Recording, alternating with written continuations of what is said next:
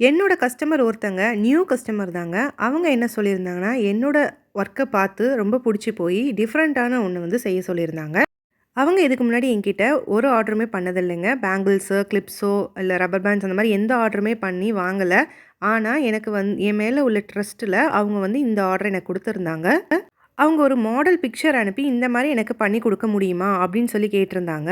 அப்படி நியூவா ட்ரை பண்றதுக்கு என்ன மாரி அவங்க கேட்டிருக்காங்க? என்ன ப்ராடக்ட் கேட்டிருக்காங்க? அப்படின்னு உங்களுக்கு ஒரு டவுட் இருக்கும். வேற ஒண்ணும் இல்லங்க. நெத்திச்சுட்டி கேட்டிருந்தாங்க. கல்யாண பொண்ணுக்காக கேட்டிருந்தாங்க. இந்த நெத்திச்சுட்டி வந்து 3 லேயர் ஒர்க்ல வருதுங்க. அதனால வீடியோவ ஸ்கிப் பண்ணாம கடைசி வரைக்கும் பாருங்க. ஃபுல்லா ஸ்டெப் பை ஸ்டெப்பா நான் பண்றது எல்லாமே நான் உங்களுக்கு வீடியோ காமிச்சிருக்கேன். அதனால ஸ்கிப் பண்ணாம கடைசி வரைக்கும் பாருங்க. நான் OHP ஷீட்ல தாங்க பண்றேன். இப்போ நான் ஸ்டிக் பண்றேன் பார்த்தீங்களா? இதுல வந்து ஒரு பெர்லும், ஒரு ஸ்டோன் அந்த மாரி இருக்கும். இந்த மாரி ஸ்டோன் செயினும் இப்போ வந்து விக்கிறாங்க. அந்த பிரைடோட சாரி கலர் வந்து பர்பிள். அதனால நான் பர்பிள் கலர் ஸ்டோன் ஒட்டுறேன். இப்ப நான் பண்ணிட்டு இருக்கிறது வந்து நம்ம பெண்டன்ட்டா கூட யூஸ் பண்ணலாம். இல்லன்னா இந்த பெரிய இயரிங் மாரி போடுவாங்கல்ல, அவங்க கூட இந்த மாரி மேக் பண்ணி யூஸ் பண்ணிக்கலாம். ஸ்டோன் ஸ்டிக் பண்ணி காய வச்சாச்சுங்க. நெத்திச்சுட்டியில ஹேங்கிங்ஸ் இல்லாம நல்லா இருக்காது. அதனால ஹேங்கிங்ஸ் ரெடி பண்ணலாம் வாங்க. அதுக்கு நான் ஹெட் பின் எடுத்திருக்கேன். அதுக்கப்புறம் வந்து இந்த மாரி பேர்ல் எடுத்து நம்ம பெண்ட் பண்ணி இந்த ஹேங்கிங் மாரி நம்ம ரெடி பண்ணிக்கலாம். நெறைய ஹேங்கிங்ஸ் வந்து ரெடிமேடா கிடைக்கும். ரெடிமேடா கிடைக்கிறதெல்லாம் கொஞ்சம் வெயிட்டா இருக்கும். அதனால நெத்திச்சுட்டியில நம்ம வைக்கும்போது அது டேமேஜ் ஆகுறதுக்கு, இல்ல விழுறதுக்கான சான்ஸ் இருக்கும். ஹேங்கிங்ஸ்ல லோரியல்ஸும் ஆட் பண்ண போறேங்க.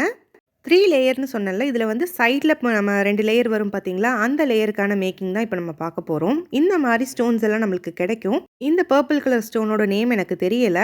இந்த கியர் ஒயர்ல தாங்க நம்ம செய்ய போறோம் சைட் லேயரு. ஏன்னா சைட் லேயர் வந்து கொஞ்சம் ஸ்ட்ராங்கா இருந்தா தான் முடி எதுவும் புடிச்சு இழுத்துதுன்னா கீழ விழாம இருக்கும். அதுக்காக நம்ம வந்து கியர் ஒயர்ல செய்ய போறோம்.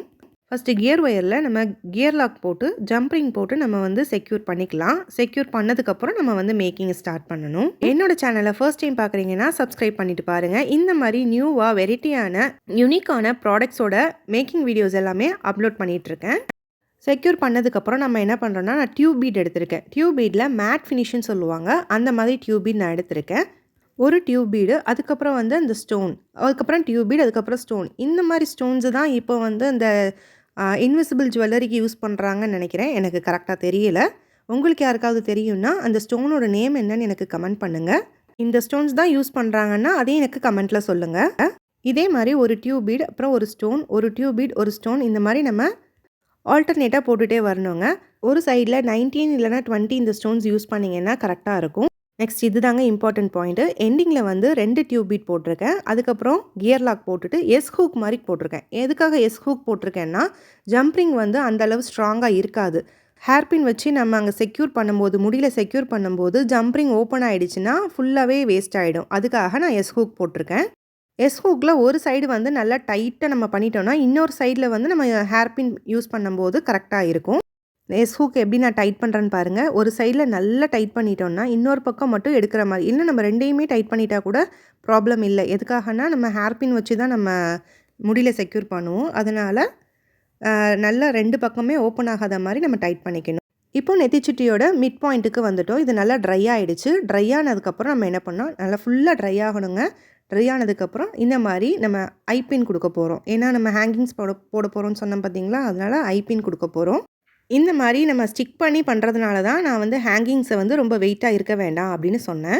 எல்லோருக்கும் ஒரு டவுட் வரும், எதுக்காக இவங்க இவ்வளோ லென்த்தாக வச்சுருக்காங்க, இன்னும் சின்னதாக கட் பண்ணியிருக்கலாமே அப்படின்னு தோணும்.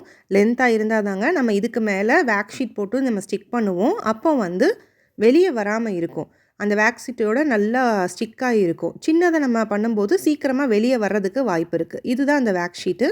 நல்லா ஸ்டிக் பண்ணி ஓவர் நைட் நான் காய வச்சுட்டேங்க. இதுக்கப்புறம் நம்ம என்ன பண்ண போகிறோம்னா, நம்ம ஜம்ப்ரிங்கில் இந்த மாதிரி ஹேங்கிங்ஸை நம்ம ரெடி பண்ணி நம்ம அந்த ஐபின்ல நம்ம கனெக்ட் பண்ண போகிறோம். ஃபஸ்ட்டு லோரியல் போடுறேன், அதுக்கப்புறம் ஒரு பீட் போடுறேன், அதுக்கப்புறம் திரும்ப லோரியல் போட்டு இந்த வந்து ஐபின்ல நான் வந்து கொடுத்து நான் டைட் பண்ண போகிறேன். சேம் இதே மாதிரி எல்லா சைடும் நம்ம பண்ணிடணும். அண்ட் ஆப்போசிட் சைடில் ஒன்றே ஒன்று மட்டும் நான் வச்சுருக்கேன் பார்த்தீங்களா, அது எதுக்காகனா நம்ம எல்லாமே கனெக்ட் பண்ணுறதுக்காக நான் வச்சுருக்கேன். நம்ம வந்து 3 லேயரில் பண்ண போகிறோம் பார்த்தீங்களா, அதனால் 3 லேயரும் கனெக்ட் பண்ணுறதுக்காக அந்த ஐபின்னை நான் வந்து அங்கே ஸ்டிக் பண்ணியிருக்கேன். இப்போவே ரொம்ப ரொம்ப அழகாக இருக்குங்க. இந்த ஹேங்கிங்ஸ்லாம் தொங்க விட்ட பிறகு ரொம்ப பியூட்டிஃபுல்லாக இருந்ததுங்க. நல்ல பெரிய இயரிங்ஸ்லாம் வியர் பண்ணுவாங்க பார்த்தீங்களா, அவங்களுக்குலாம் இது ரொம்ப பியூட்டிஃபுல்லாக இருக்குங்க.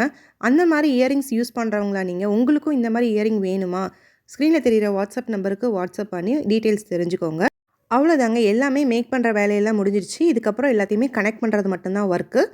2 சைடும் ரெடி பண்ணியாச்சு. நம்ம நடுவுல வந்து பேர்ல் கனெக்டிங் செயின்னு சொல்லுவாங்க இத. அத நம்ம யூஸ் பண்ண போறோம்.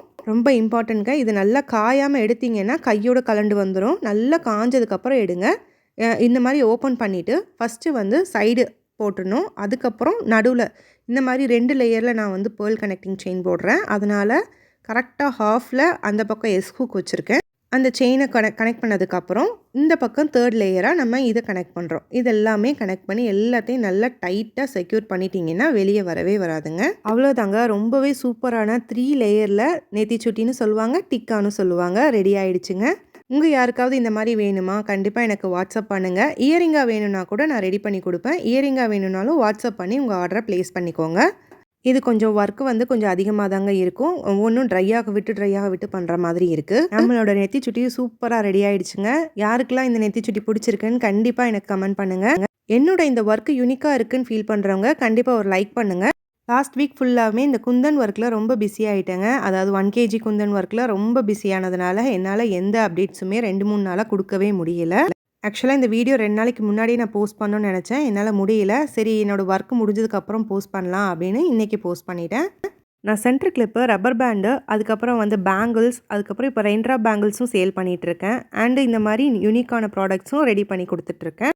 ரீசெல்லர்ஸ்க்கும் ப்ராடக்ட் கொடுத்துட்ருக்கேங்க. ஆனால் நிறைய ரீசெல்லர்ஸ் வந்து எங்களோட ப்ரைஸ் தெரிஞ்சுக்கிறதுக்காக எங்களோட குரூப்பில் இருக்கிறாங்க.